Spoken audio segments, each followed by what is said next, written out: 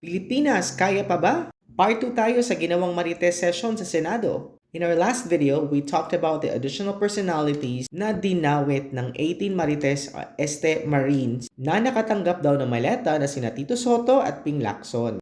But in this video, let's talk about the other side of the coin. Because eventually, there were personalities na included sa kanilang original affidavit na biglang in-skip or dinelete. Kung sa Bisaya, pagilaktawan.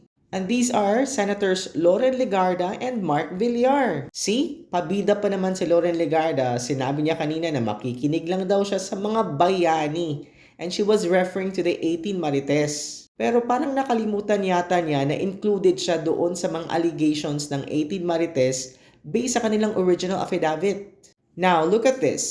Allegedly, nag-deliver daw sila ng medium-sized na maleta kay Senator Loren Legarda sa kanyang address sa Forbes Park. And this happened way back 2024. That is in paragraph C. And then yung paragraph D naman ay about Bong Revilla, which is I think nakakulong na ngayon. And in paragraph F ay nag-deliver daw yung 18 Marites together with John Paul Estrada and Zaldico ng 7 medium-sized maleta kay Senator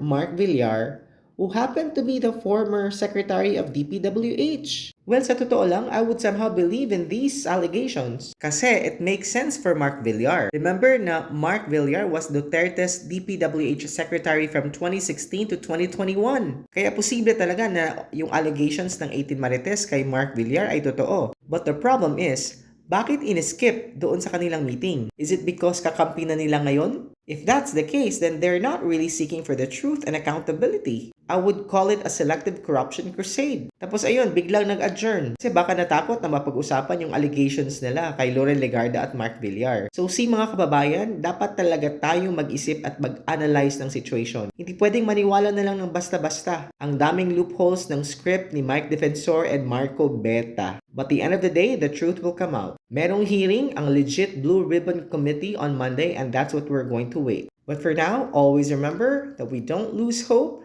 because hope is endless.